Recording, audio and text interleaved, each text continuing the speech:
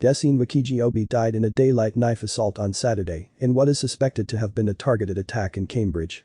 The 17-year-old boy who was stabbed to death has been named locally, as his girlfriend says no amount of memories can fill the void she is feeling.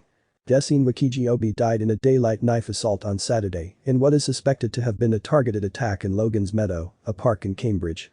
Police were called to the scene by the ambulance service shortly before 3 p.m. and Jesse was pronounced dead at the scene. His girlfriend has now spoken out over feeling broken after 3 teenage boys were arrested on suspicion of murder. Jesse's girlfriend, 18-year-old Amelia Grant, said, "I have no words. There is no amount of memories that will fill this void. This is a nightmare, he didn't deserve this.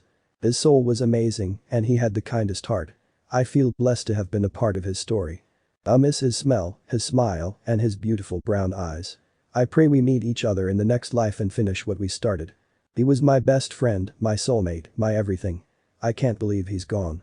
Residents have left flowers, candles and notes at the scene in tribute to the killed teenager.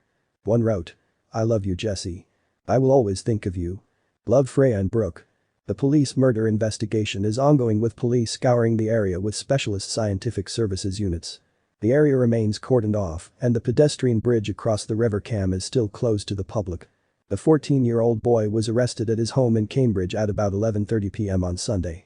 2 other boys, a 14-year-old and a 17-year-old, were both arrested at their homes in South Cambridgeshire around midnight.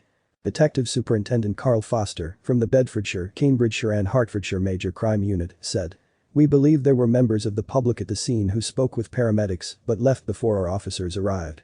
Locals told Cambridgeshire Live they were concerned and described it as scary and surreal that a 17-year-old boy was stabbed in their city this weekend.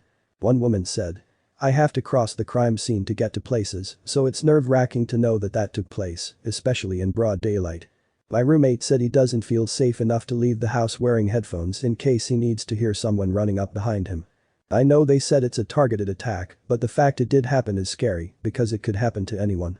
Our sincere condolences and sympathies go out to the family and loved ones of Jesse Nwokejiobi."